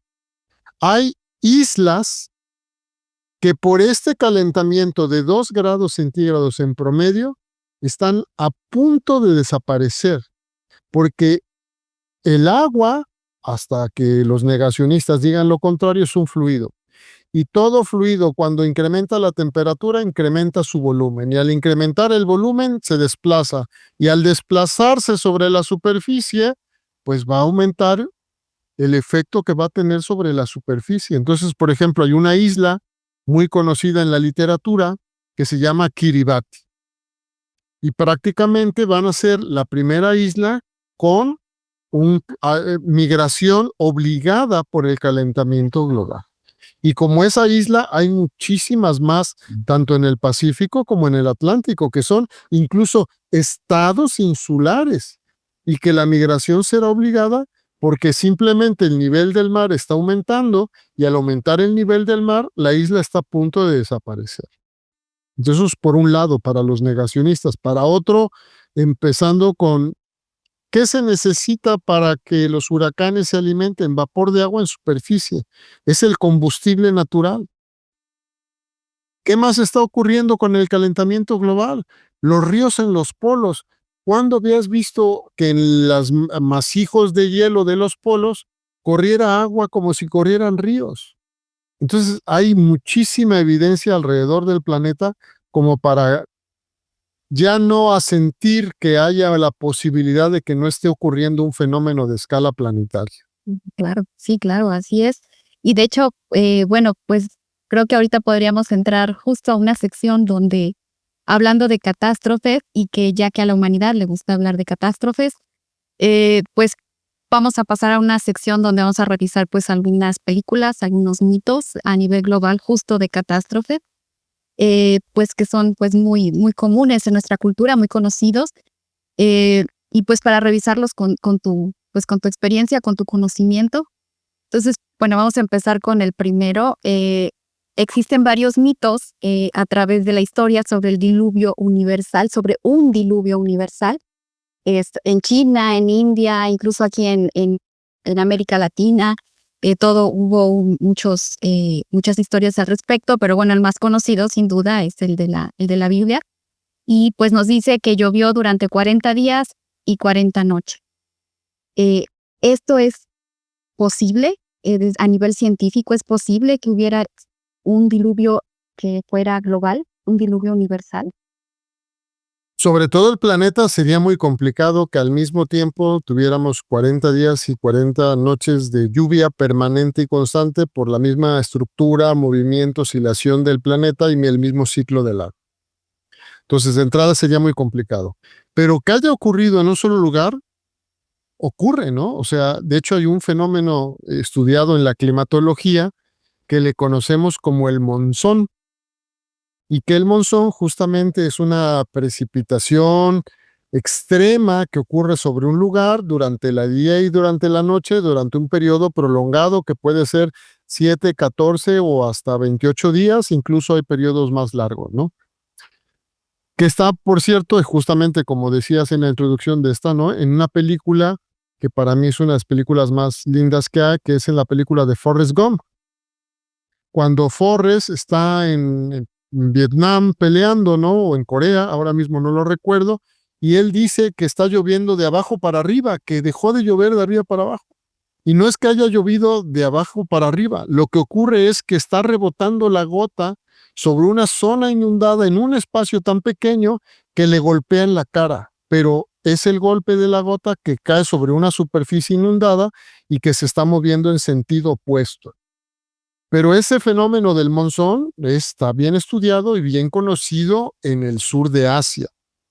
¿Que pudo haber ocurrido con una estructura muy similar? Sí, pudo haber ocurrido en el pasado.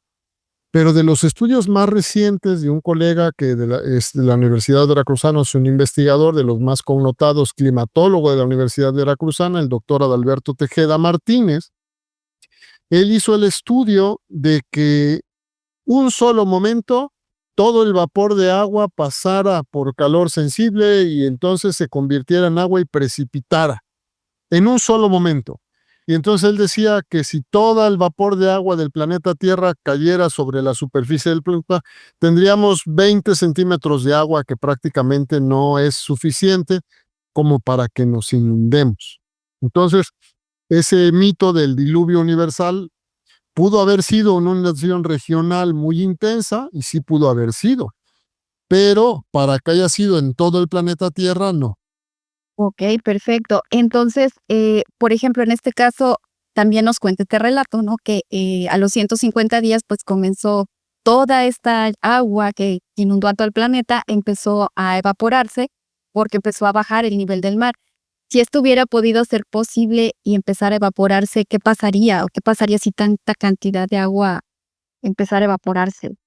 No, lo que tuvo que haber sido expuesto para evaporarse es una radiación. Tenía que haber estado muy cerca del sol para que el agua se calentara y que pasara de líquido a gaseoso, ¿no? Y entonces, imagínense, todos hubiesen acabado sudando de una manera impresionante y el ciclo del agua se hubiese exacerbado, porque esa agua que se evapora con una partícula, bueno, tendría que precipitarse y moverse en el cielo en algún momento. Entonces, muy complicado, ¿no? De hecho, lo que observamos es que después de las grandes inundaciones, no hay periodos consecutivos de otra gran inundación, a menos que sea por un fenómeno que viene, por ejemplo, un frente frío, se saturó, llovió 3 días, y luego viene otro frente frío y exacerba el problema, ¿no? Digo, las inundaciones así funcionan: cuando el suelo se satura, se llena de agua y ya no puede absorber más. Y si viene otro poquito de lluvia, el agua se queda en superficie. Okey, perfecto. Okey, entonces, bueno, sería como complicado. Y bueno, ahora una película, se llama Snowpiercer o Expreso del Miedo. Aquí, bueno, el escenario es que todo el planeta sufrió una glaciación, todo el planeta está congelado. Esto sí podría ser posible, que sucediera, que todo, absolutamente todo el planeta se congelara, ¿y cuál podría ser la causa de que algo así pasara? Pues un meteorito, ¿no? Justamente que cayera un meteorito sobre la superficie de la Tierra y entonces el efecto de este meteorito al levantar y chocar la estructura, pues nos haría que durante un periodo prolongado después del impacto el planeta se enfriara. Pero no podría ser la única hipótesis, ¿no? También puede ser que el Sol deje de tener actividad tan intensa como la que tiene. O sea, si bien es cierto que el Sol es una estrella permanente y constante y que tiene su genio y tiene manchas solares y todo, puede ser que el Sol también cambie su relación de cercanía por un fenómeno astronómico que no conocemos y que eso nos aleje un poco, ¿no? Y eso puede ser que también produzca un periodo de enfriamiento. En caso de que se diera un fenómeno de enfriamiento global como ese, pues el problema más difícil es que no tendríamos alimentos para satisfacer la demanda de la población. O sea, no habría posibilidad, salvo aquellos que vivieran con pequeños microinvernaderos en casa para consumir lo que se tiene, pero para esas temperaturas difícilmente podrías tener semillas permanentes para mantenerlas. Entonces, sería prácticamente la extinción de la humanidad. Okey, perfecto. Entonces, y también, bueno, por ejemplo, aquí tenemos otra película del Día después de mañana. Ahí nos mencionan, sobre una interrupción de la corriente del océano Atlántico y que, bueno, prácticamente sin aviso les los agarró desprevenidos y se produce una pequeña era de hielo que afecta el hemisferio norte. También esto sí es posible que sucediera, bajo estas premisas, que se parara la corriente del océano. Sí, bueno, eso es muy bonito porque el océano se mueve, porque estas corrientes tienen esta estructura de transportación de agua caliente en la superficie que llevan el calor a Islandia para que Islandia se caliente, ¿no? Si no hubiera estas corrientes, Islandia estaría permanentemente congelada. Entonces, gracias a la corriente del Atlántico, esto ocurre, ¿no? Pero sí, lo que ocurre o lo que está ocurriendo recientemente y que lo están estudiando los oceanólogos es que ha habido un pequeño cambio en la estructura química del mar. Y ese cambio en la estructura química del agua del mar, esta diferencia de acidez y de alcalinidad que está ocurriendo en la superficie y en las corrientes, tiene que ver con el movimiento de agua que está pasando y con los flujos de agua caliente. Y entonces eso lo han estado estudiando desde hace tiempo y se ha encontrado que han disminuido algunos de los flujos que están teniendo, ¿no? De hecho, ahora en octubre vamos a tener la Unión Geofísica Mexicana, la reunión anual, y esperamos que ahí se mencione un poco estos temas, ¿no? Pero particularmente los oceanólogos han reportado que los flujos de las corrientes oceánicas han ido cambiando un poco, ¿no? Tanto en cantidad como en su relación de los contenidos. Y es un tema interesantísimo, porque si efectivamente se detienen esos flujos, pues habrá consecuencias. Quizás no vamos a llegar a este enfriamiento que se menciona, pero en esas zonas donde no llegue el flujo de agua caliente, pues tendrá que disminuir la temperatura porque el calor se transmite por el agua. Perfecto. Ok. Y bueno, caso contrario, ahora vamos con el caso contrario. En Mad Max, pues ahí, ahí todo el planeta es un desierto. Absolutamente se supone que todo el planeta es un desierto. Y bueno, sí, obviamente hay escasez de agua y pues es la forma en cómo ellos comerciaban. ¿Sí sería posible que todo el planeta quedara también como un desierto? ¿Y cuál podría ser esta causa? Pues es que justo, a ver, causas puede haber muchas, ¿no? Pero básicamente es que estamos cambiando el entorno, ¿no? Cambiamos cientos de kilómetros de bosque por zonas para sembrar o por zonas por ciudades. Y eso lo hemos estado haciendo desde que el hombre se asentó por primera vez sobre la margen de un río. Es decir, hemos estado transformando la superficie. Y cuando esa zona deja de producir alimentos, se abandona. Y cuando se abandona, se convierte en desértica o peor que desértica, ¿no? O sea, eso es lo que hemos estado haciendo. ¿Cuándo va a ocurrir? Pues ojalá y no ocurra en los próximos 100 años, pero es potencialmente posible que ocurra esto a que cambie el flujo de las corrientes marinas, porque aquí es el hombre el que lo está haciendo. Okey, ¿y sí sería posible que incluso abarcara hasta el polo sur, polo norte? ¿Es posible que llegara hasta allá? Sí. Es posible que llegue hasta esas regiones, porque justamente al cambiar los patrones de flujo de agua y de calor, pues a lo que se llega es a las condiciones desérticas más estrechas, ¿no? Claro. Okey. Bueno, pues ya aquí vamos a hacer un break. Bueno, vamos a aquí creo que queda muy bien la pregunta, que hacemos, aquí a nuestros invitados. Está la siguiente pregunta. ¿Qué personajes te han gustado o te gustan más o que hayas sentido que influyeron en ti, te puede ser de películas, de cómics, que te gusten, que te sientes Bueno, identificado? quizás de que por lo que leí y mucho, pues, de la historia, Julio Verne, ¿no? En mis años de secundaria y de preparatoria, el haber leído sobre ciencia ficción, no haberlo visto en cómics, sino haberlo leído, yo creo que incide mucho sobre lo que queremos ver o lo que nosotros vemos que podría ocurrir, ¿no? Entonces, 20,000 leguas de viaje submarino, pues es alucinante. Eh, bueno, de las primeras y básicas, ¿no? De lecturas formidables. Este, quizás una por el tema del hielo y la temperatura, Miguel Strogoff, que también me dejó muy marcado por el efecto de que un hombre simula haber quedado ciego por un fenómeno del llanto y lo que el llanto representaba delante de una hoja de metal sobre su cara. Este, la isla, ¿no? Que también cómo se va un submarino y el mismo Capitán Nemo es el que sale ahí para que ocurra. Bueno, entonces esa clase de historias me marcaron mucho en mi juventud, ¿no? De secundaria preparatoria. Y yo creo que eso es de lo básico, ¿no? Después de eso, quizás ya en nivel preparatoria, quizás me desvío un poco hacia el cómic más cómic, ¿no? Y leía yo en inglés en aquellos años porque tenía yo un primo que nos mandaba los cómics de los hombres X, ¿no? Y entonces decíamos, ¿realmente será posible que la sociedad mute en algo? O particularmente Tormenta me llamaba mucho la atención porque decía yo, ¿cómo puede haber alguien que sea capaz de dominar la lluvia, el viento y esto y además volar? Era algo, y bueno, muy interesante.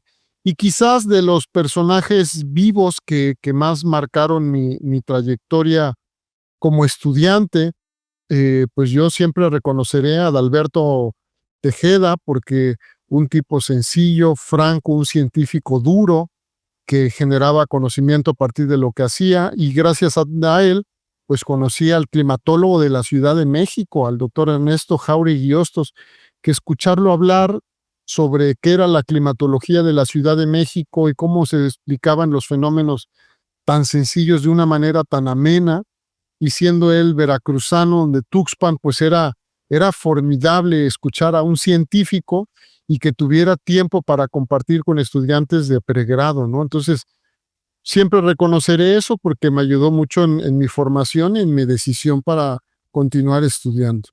Claro, y además de todas maneras sí estamos viendo que pues mucha de la ciencia ficción o imaginación o mitos, bueno, están también ahorita sí ya siendo estudiados por la ciencia, ya tal como es, y pues están de la mano, ¿no?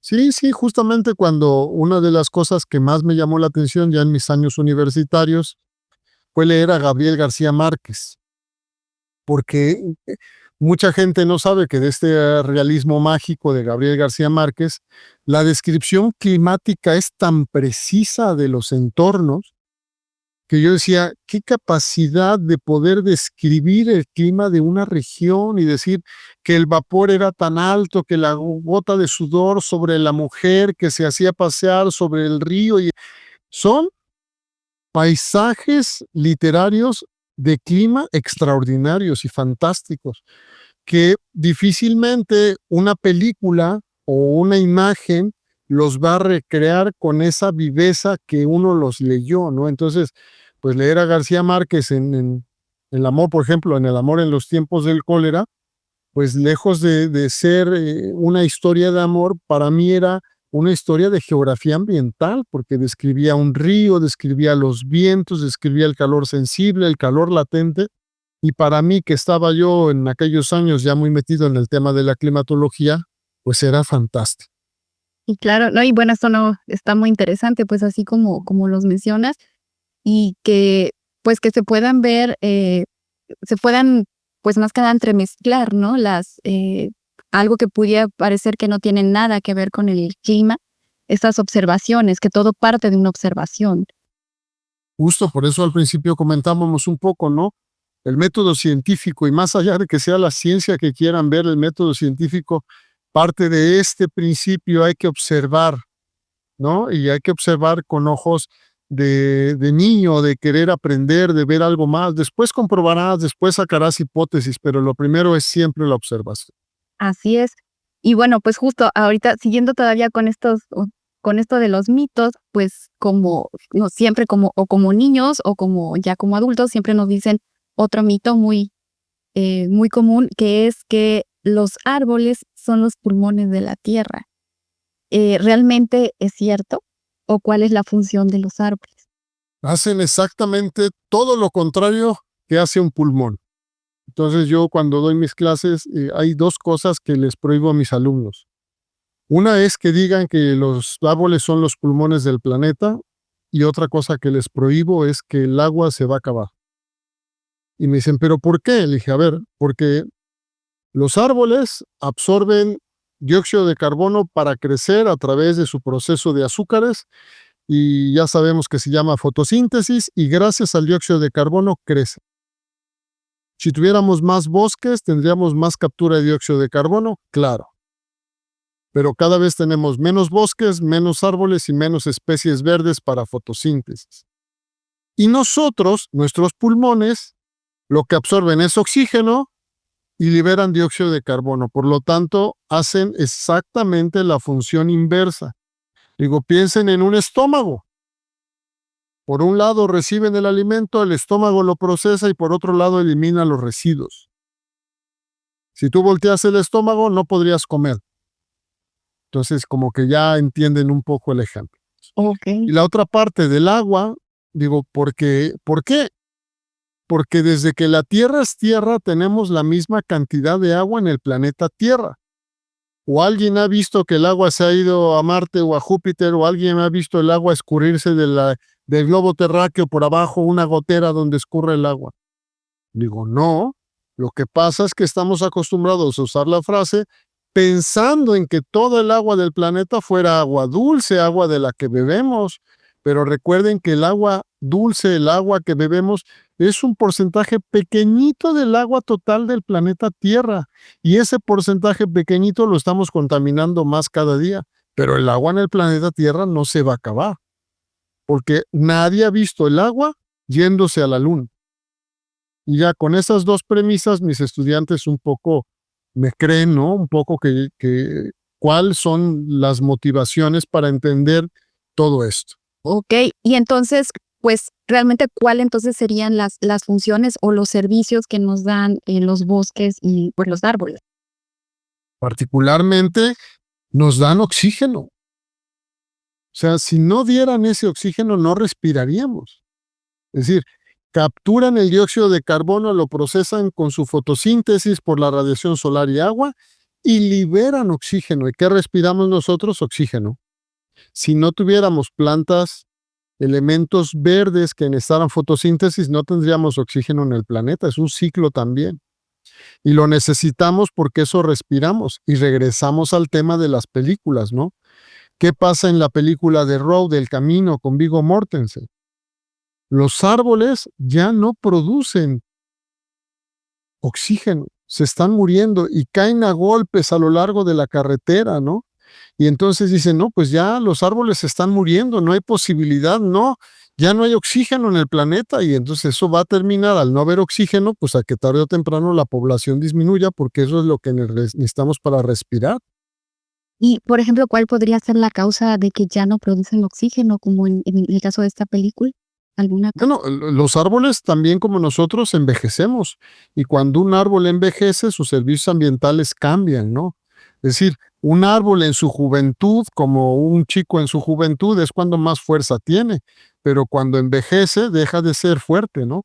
Y los árboles en su juventud generan mucho oxígeno y en su vejez, cuando ya están a punto de morir, ya no generan oxígeno, ya liberan también dióxido de carbono porque ya necesitan ese proceso de renovación. Un árbol, igual que los humanos, tiene su ciclo de vida y también nace, crece, se reproduce y muere. Ok. Entonces, cuando los árboles están a punto de morir, hay que, con toda la fuerza del mundo, quitarlos y plantar uno nuevo.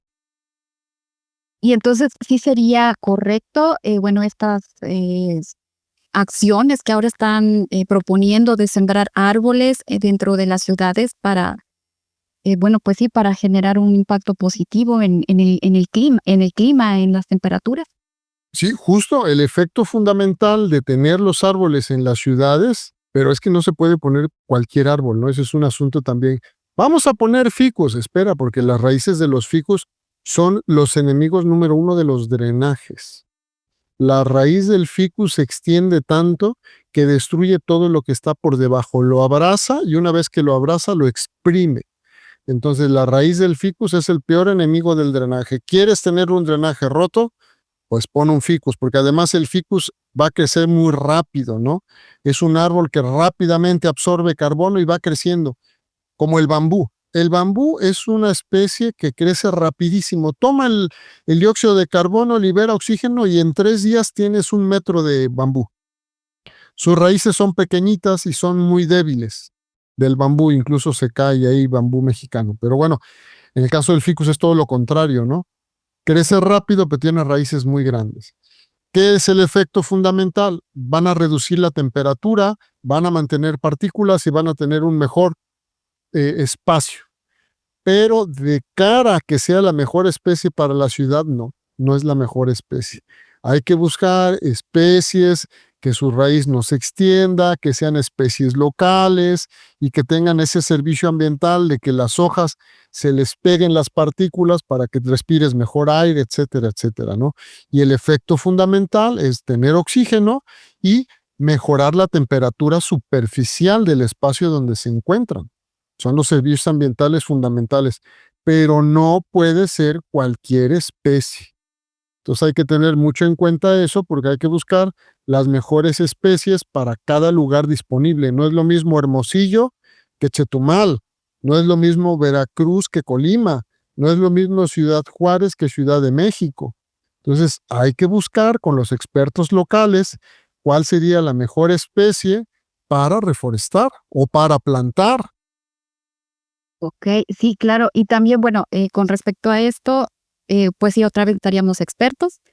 Necesitamos expertos que conozcan bien de manera científica, ¿no? Los efectos de cada una de estas, pues de cada una de estas especies. Y pues bueno, aquí hay una pregunta. En el reino vegetal, entonces, con con esto que nos estás comentando, también hay un tipo de lucha, por sobrevivir, por búsqueda de recursos, ya sea agua, tierra, espacio, lo que ahorita me comentas. Sí, bueno, habrá que preguntarle bien a un biólogo evolucionista que nos haga el favor de explicar. Yo lo que sí sé es que, pues, en los bosques, las especies luchan por la luz. O sea, lo que es el dosel arbóreo buscan las plantas más altas para llegar a tener la luz y se pelean por la luz. Y las que van quedando abajo, pues les que tocará el trocito que alcancen de energía para mantenerse, pero con eso viven. Lo mismo ocurre con el agua, ¿no? Entre más van buscando el espacio para tener la mayor hidratación posible y abajo se quedan otras, ¿no? Y es un asunto de competencia por recursos.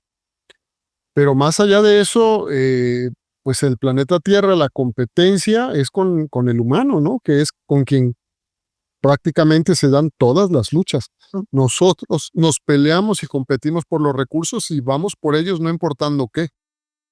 Claro, así es. Y bueno, una pregunta, bueno, ¿hay evidencias de que la naturaleza posea un tipo de inteligencia o haya sido creada por un tipo de inteligencia o pues cuál sería tu opinión?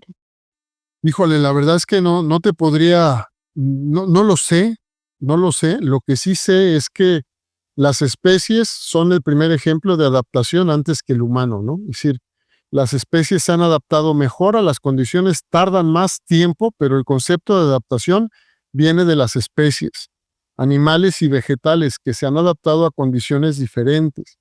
Y como proceso de esa adaptación, pues ahora tenemos que se encuentran en diferentes hábitats. Lo que pasa es que las especies vegetales no pueden caminar.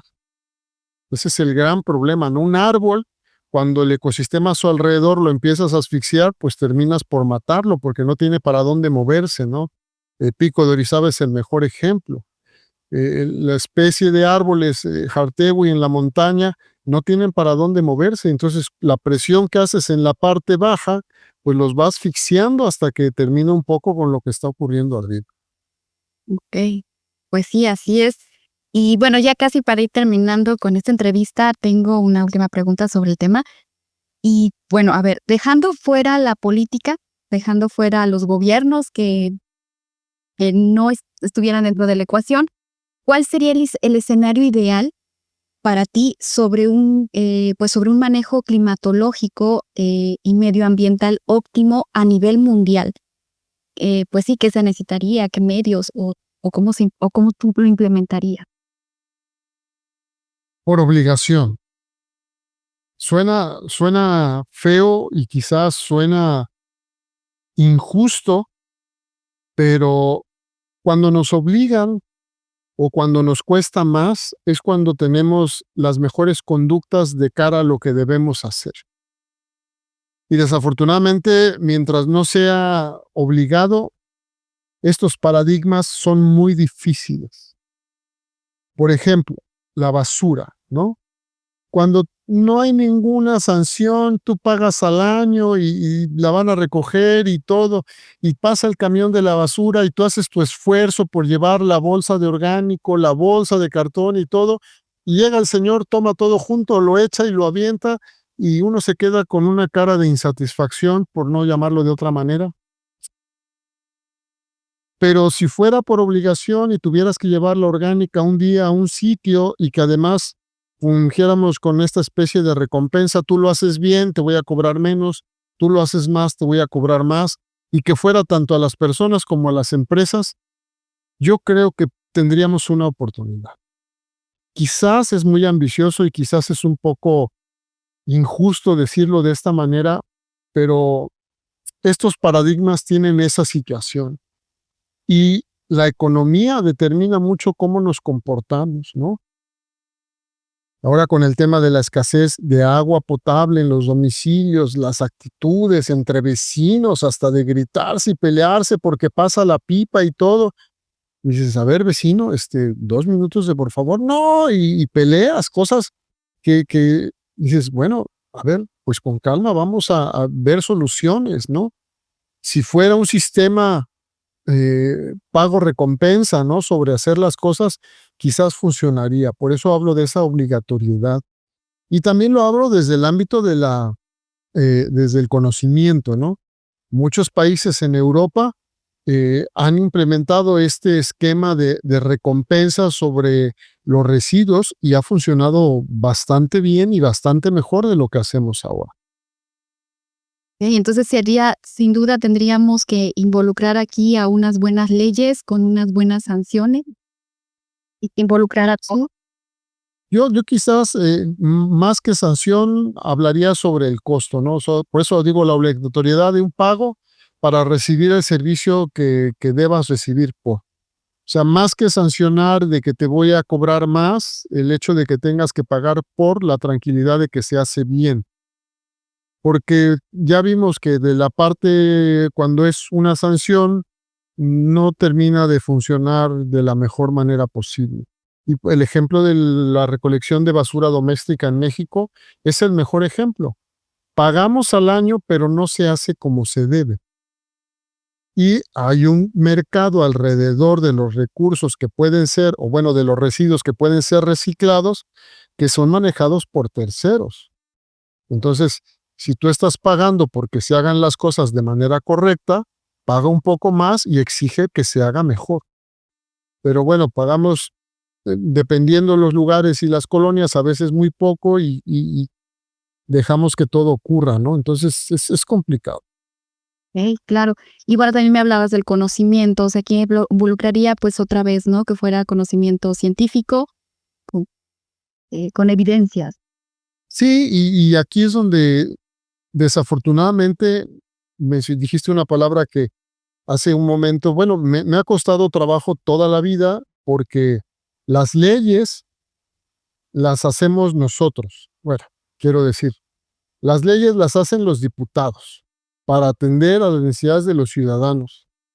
Pero desafortunadamente nuestros cuerpos legislativos están más atentos a la situación política y al resultado político antes que a la atención de la ciudadanía y al conocimiento científico para hacer las cosas.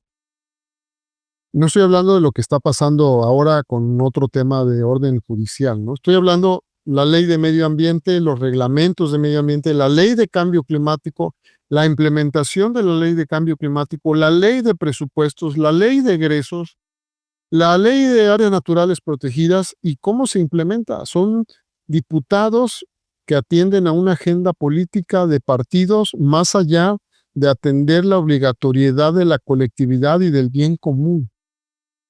Y cuando eso ocurre sobre el medio ambiente que todos compartimos, pues debería ser otra la precisión con la que se hace.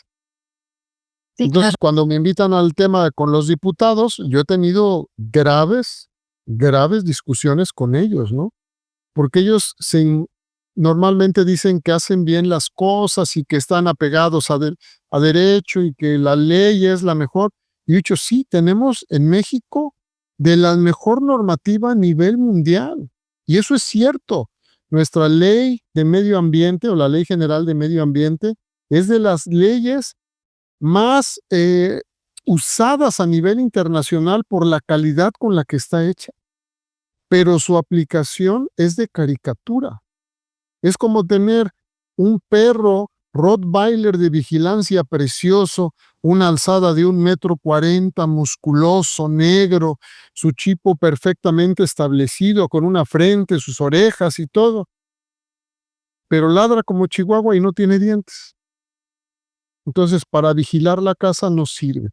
Y ese es el estado de nuestras leyes. Tenemos un gran andamiaje de leyes, pero la aplicación es francamente muy mala. Y en el tema del cambio climático, hay situaciones que no se han hecho. Por ejemplo, en la ley general, en la ley estatal de cambio climático dice que a los 90 días de que ingresa el gobierno, se debe establecer la estrategia y el comité de cambio climático. Ya han terminado 2 gobiernos estatales y no se ha establecido. Sí, claro. Entonces tiene que ver también con el tema de, pues sí, de un cambio de mentalidad en los gobiernos, ¿no? Es importantísimo esto. ¿no? Y así es. Y de la ciudadanía, o sea, nosotros debemos ser más ciudadanos, ejercer nuestra ciudadanía y nuestros derechos. Así es.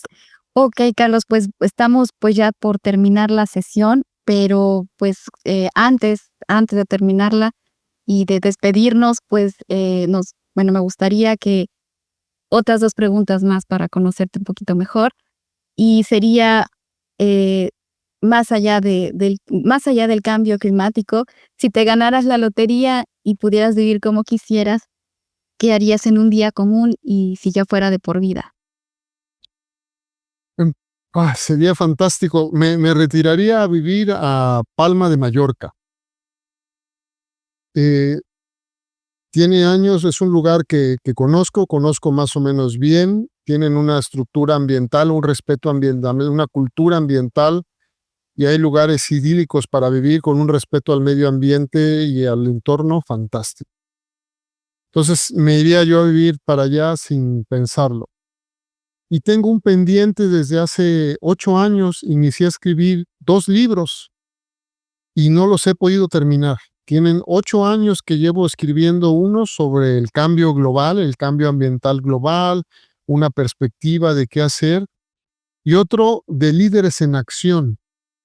Es decir, ¿qué le recomendaría yo a los chicos que deberían hacer para convertirse en estos líderes en acción para un futuro que va a ser más complicado? Y los 2 libros los tengo empezados, tengo en uno quizás 20, 25 páginas, en el otro quizás tengo unas 12 o 13, pero no he podido avanzar por miles de ocupaciones. Espero que eso lo pudiera hacer. Si me sacara la lotería, pues eso haría. Okey, pues vamos a ojalá que sí sea ese escenario.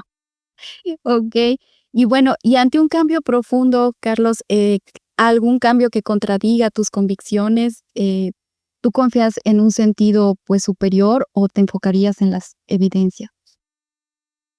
Yo creo las 2 cosas. Yo creo en este sentido superior de que existe, de que es real, de que tiene, una disposición y oídos grandes, ¿no? Y ese siempre ha sido mi creencia y mi fe. Pero también creo que hay suficiente evidencia para tomar decisiones acertadas. Y siempre he creído que hay que predicar con el ejemplo, y que a los que les toca predicar con el ejemplo son todos aquellos que tenemos una función universitaria y a los que están en las organizaciones, es decir, a los gobiernos, a las entidades públicas y a las universidades que formamos a los ciudadanos del futuro, ¿no? Entonces yo creo que las 2 cosas no están peleadas.